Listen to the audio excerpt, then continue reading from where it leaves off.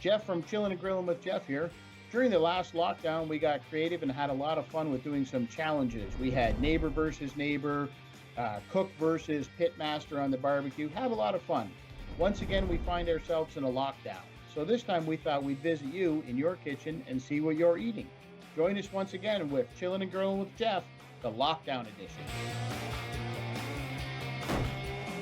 Hey, recently I spoke with Dayton, the owner of Steak Almighty, an online store specializing in dry-aged beef, small batch artisanal beef.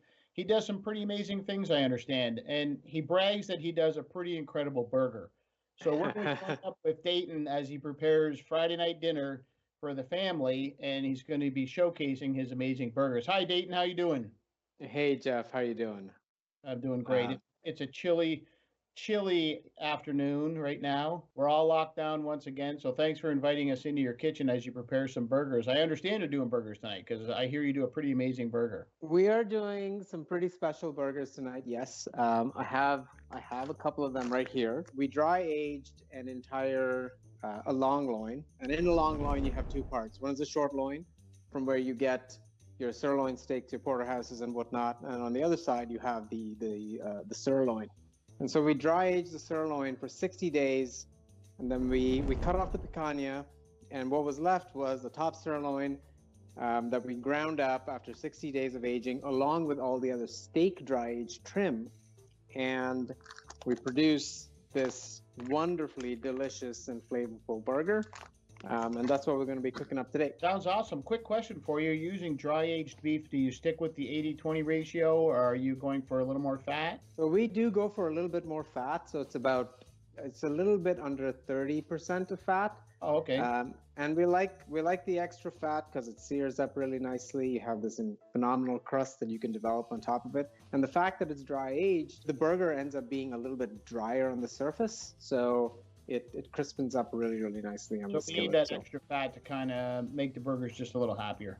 And a little bit juicy. Yeah, that's right. A little juicy. Perfect. Ready to get cooking when you are. Oh, I'm ready to go. So okay, let's go. The burger that we're going to be doing is a version of a burger that I saw online from this pizzeria called Emily's Pizza.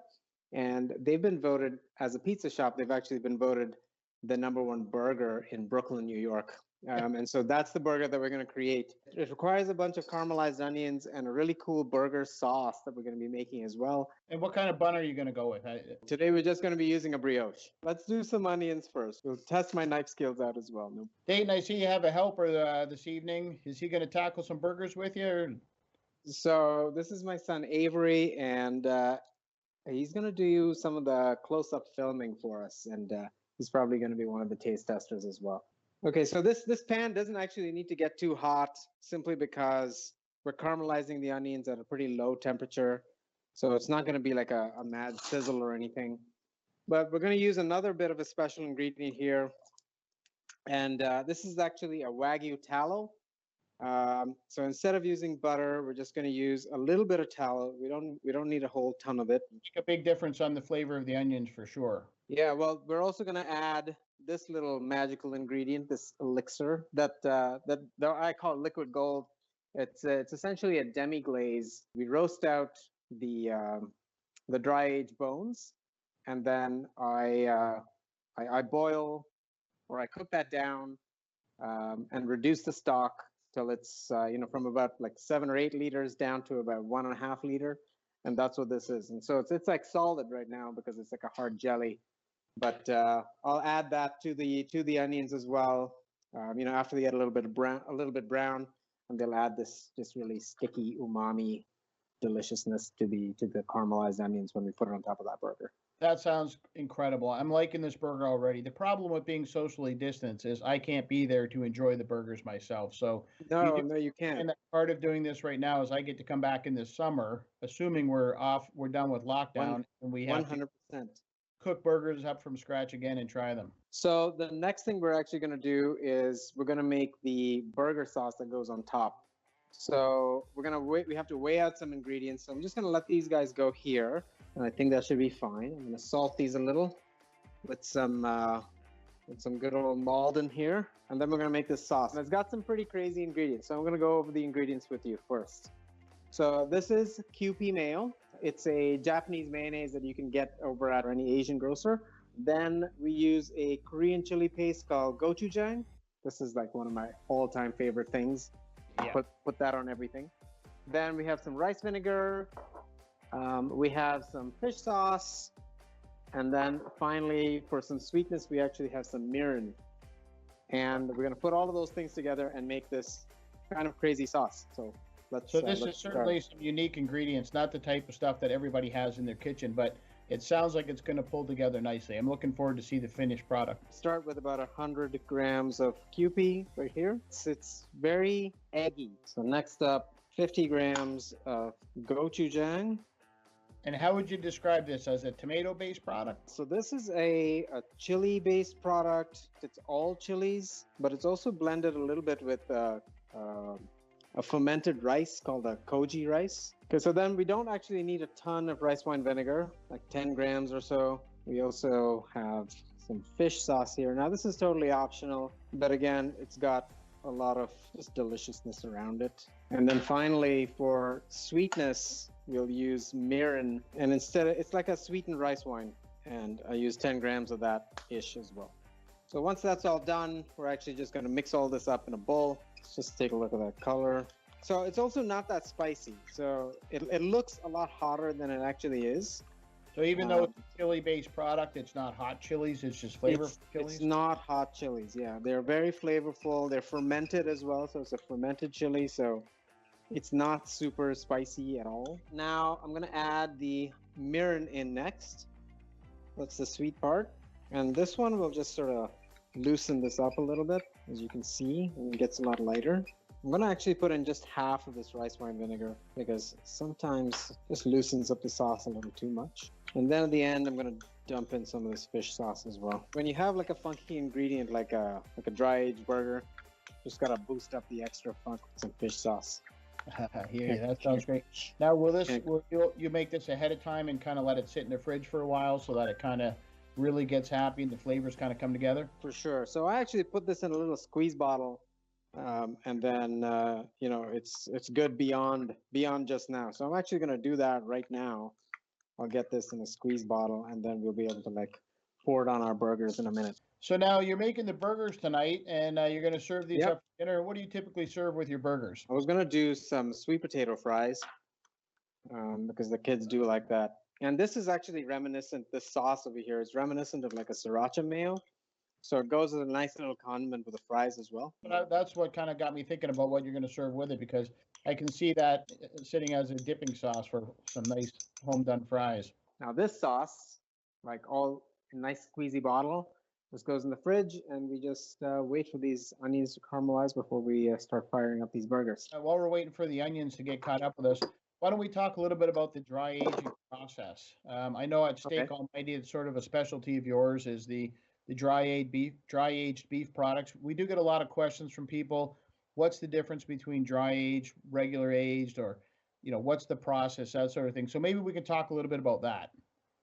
Yeah, for sure. What it does is it essentially concentrates its flavors,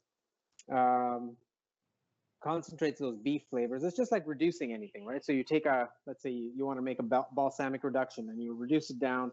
So its sugars are heightened, its savoriness is heightened, all of those things just get heightened. So its flavor really sort of is boosted. And that's essentially the effect of dry aging, where there's all that extra water, or all the actual water that's in the beef is evaporated really slowly under very, very temperature and humidity controlled conditions. And then you just end up with this beefier, more umptious product, which is fun to eat. So we hear different times, 28-day, 45-day, 60-day. And I think the days are a real, everybody kind of has the number of days that they like. Some people prefer, 28-day, 60, 45. Do you have a favorite? Do you find one that works better for you? There's a couple of things that happen over those days. So at the 28-day mark is when you pretty much achieve your maximum amount of tenderness. You're not going to get beef any more tender than it can possibly be after 28 days. And after that, it actually dries out even further. And that's when, your So a variety of flavors start to develop in that beef. Um, and so I've tried a 45-day, and flavor-wise, I don't think there's a big difference between a 45-day flavor and a 28-day flavor. It's just there. It's just not that much. But at a 60-day age, you get some pretty interesting flavors. Like, the beef actually smells like it has this sort of gorgonzola kind of smell to it. Right. And the fat is pretty cool. And then when you cook it, it just has this, like, it's very distinctly dry aged, and it's like, yep, okay, that's definitely a dry aged piece of meat or a dry aged burger or dry aged steak. But what you'll notice is, because the surface of the beef is that much drier, since it's technically dry aged, it has a lot less water in it. The crust that actually forms on a steak that is dry aged is much more pronounced. It happens sooner. And I think that kind of crust is just more delicious on the palate when you eat it, because you have that, that crusty layer on the top. It's sort of, medium rare interior. It's pretty awesome.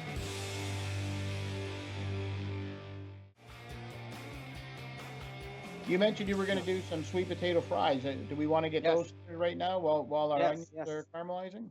Let's do those. So with sweet potato fries, tricky things. I've tried to cook these things like so many different ways, and the ultimate way is just proper deep frying. So that's what we're going to do today. To get sweet potato fries crispy, the secret is cornstarch. There's actually a few things to make this perfect. So we're going to do a parboil, and then we're going to do a deep fry after we coat them in a cornstarch slurry.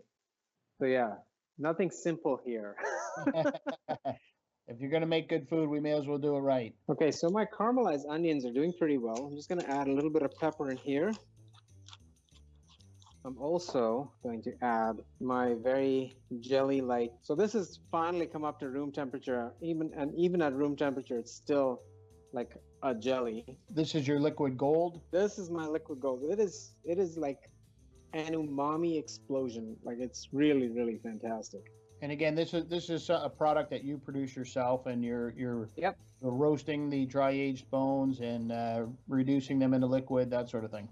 That's right. So we roast the bones, and that's the other thing. The ingredients of this there's a couple of things. There's roasted bones, and then there's your classic mirepoix of organic vegetables, so celery, onions, and carrots. And those are roasted as well, and that's it. So those roasted vegetables, roasted bones, giant stock pot, water, and then that's simmered for 24 hours. Wow. It's all extra. Like, I don't know any other way to cook. Like, you get this liquid that I then strain, get all those extra solids out, and then I'll reduce that for like 4 hours or 5 hours, from like almost 10 liters down to like 2. Wow. And it's a syrup in the pot as it's cooking. Then I'll chill that very quickly, so that there's no bacteria growth or whatever, and then put them in these little jars and then vacuum seal them, and then it's done.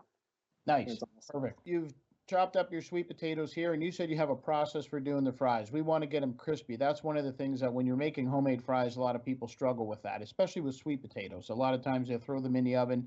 They don't come out crispy. You mentioned you have a process. So walk us through what the first part of that process is. The sweet potato fry, or the sweet potato in general, there's a lot of science behind this, and I don't know it by hand or like offhand, so bear with me. But for the most part, it has a ton of sugar that just refuses to crispen up on the surface when you try to deep fry it, or when you try to deep fry it and then leave it on or leave them to cool. So as soon as they cool, they just turn limp into like just these awful little things. So that doesn't happen with potatoes, because potatoes have all this amazing starch that's on the surface of them that allows them to crispen up and then remain crispy after you deep fried them. So what we're going to do here is we're going to cook the insides a little bit, just in some boiling water. We're going to strain them out, and then while they're still warm and wet, we're actually going to put them in a bowl, coat them with a starch. So you can use potato starch, you can use tapioca starch. Today I'm going to just be using plain old cornstarch, and that creates this little slurry this coating on top of these fries that you can then deep fry, and they will stay and maintain their crispiness. So these are just going to parboil for not very long, just a few minutes. Actually, kind of get them cooked in a sort of way so that when they're in the deep fryer in the grease, they're not in there too long. You're just crisping them up. Yeah, because we're going to cook them pretty hot and very quickly. Plain old canola oil, nothing too crazy. So I just really like using a wok. It's a really easy, convenient way. And you don't have to use a ton of oil as well because it has a nice surface area for the fries to cook in. Okay, so these onions are done. So I can actually take this off. So I had them boiling for about 5 minutes, I think, no longer than that. So they're still wet, they're still hot. And what we need to do is just add some of this cornstarch in here. And now we're just going to toss these. What we're doing is sort of adding the starch back in. With regular potatoes, that starch already exists. With That's the right. potatoes, there's more sugar than starch, so we're adding that element back to it. Right on the surface, which is where they need it most to stay really crispy. Since it's a slurry, and this is not too slurry-like at the moment, I'm actually going to just throw in a little bit of the boiling water from there. So the rest of your family, do they think you make the best burgers around? They sure do. I don't think they have much of a choice in the say. And I think your kids may be spoiled at this point. Now everywhere they're going to go, they think somebody's making their burgers out of dry-aged Wagyu.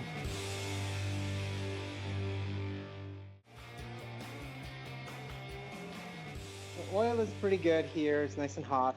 I'm going to do them one at a time. Oh, I hear a sizzle. That's what we like to hear. I just try to control the temperature because, you know, once you get these in, it's going to cool down the oil a little. So those are going to fry for a couple of seconds. So I'm just going to wait till the bubbles get a little smaller, and then I know that they're pretty much cooked. So you've done these before. You've got all the little tricks down. You don't want to drop the temperature of the oil too much. You're looking for the difference in bubbles to let you know when they're cooked. All right, so we're pulling those fries out of the hot oil. Yep. They do look crispy. Now they are. I'm going to get some fries in here. Don't want to overcrowd these ones either. And they actually get more crispy as they cool down. I'm going to throw in some flaky salt. Not too much. Do you ever add any other spices or just keep it simple with the salt? I keep them really simple with the salt because like the sauce, the dipping sauces they have so much flavor to them that you really don't need anything beyond salt. Got our fries are done. They're salted up, and I think we're probably getting to that time where we need to tackle some beef. We need to tackle some beef right about now. I'm just going to wash my hands, get some of the starch off my fingers. Okay, so here we have our beef patties. They've thawed out mostly, but they're still pretty cold. So do you intentionally leave them a little bit, I don't want to quite say frozen, but fairly cold? I do. So I just want the surface to be a little bit tacky so that it can cling to the salt. Otherwise, if they're fully frozen and you try to salt them, the salt just bounces off and like you get no seasoning on your burger. So I just got some thyme here because I like to cook these burgers like the steak that they pretty much are ground from. A little bit of garlic. I keep the skin on the garlic just so that I don't burn it in the oil. I'm actually going to like baste these with a mixture of the tallow that I used earlier and some butter. These ones have that immediate dry agey smell.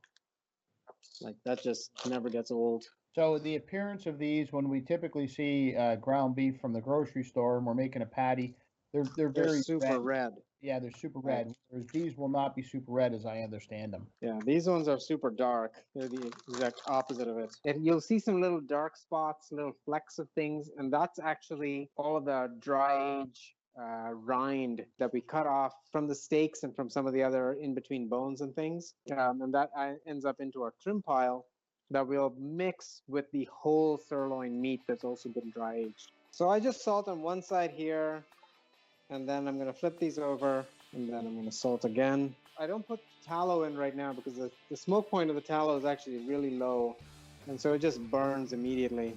Okay, so it's in the pan. So what I'm trying to do is just develop a really nice crust on these. What internal temperature are you going to go for? So I like these just at about a medium. So I'm going to go for about 137 as an internal temp. and then I just let it rest until it comes up to. It'll probably go up a few degrees after that, and then that'll be it. So it's still a medium. It's not like super gray on the inside. I do like to preserve a little bit of the pink. And I feel confident because I ground these myself. Yeah, I agree. You ground them yourself, so you understand the safety of them, right? They weren't ground in a commercial setting. They weren't ground 2 or 3 times. It was a one grind, proper thickness. You were handling the meat all along, so there's no reason why we can't stay medium rare on there for sure. So I'm just gonna flip these over. We got some thyme in there. I'm just gonna grab a little bit of tallow. We don't need a ton of because these burgers have been pretty fatty, so they have a lot of their own fat already. And I'm just doing a little base here, and I've lowered the fire so it's not going to be super hot anymore. One of the surfaces are not in contact with the pan, so this oil sort of preserves the crust a little bit. So we have an internal of 144. I think that should be pretty good. Yeah. Maybe a little over. We're just going to toast the buns really gently in the same pan. Just absorb some of that, whatever's left on that pan, and that's it. So we're just gonna lightly toast them. They're brioche buns, so they toast very, very fast. And that's going to help the brioche stand up to the burger patty a little more. Yeah, it's not going to completely fall apart. But brioche in general is so soft that as soon as you hold it, it just squish. That's why you definitely need to toast it up a little bit.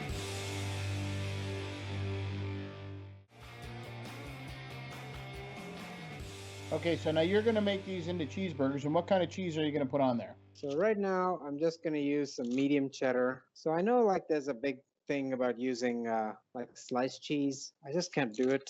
Burgers are perfectly cooked, so we don't want to overcook them. We just want to melt the cheese. I'm just going to put this under the broiler real quick.